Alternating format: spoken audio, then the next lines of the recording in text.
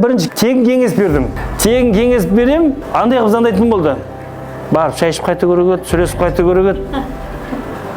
Түсіндіңіз ба? Сізден бір-екі кеңес алып көріп еді, бос па деп.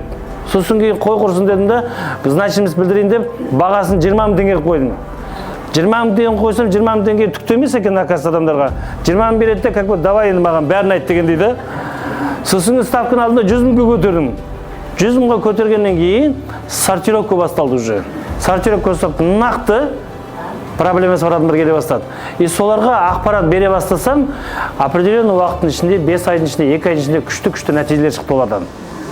Сосын кейін барып миыма не келді да, значит, мені адамдарға көмегім тие алады екен дедім да, сөйттім да, МСБ деп Ерлан Ерке деп орталығын аштым. Именно обучающий центр аштым. Неге? Өйткені тәжірибе бар, тыңдайтын адам бар, аудитория бар.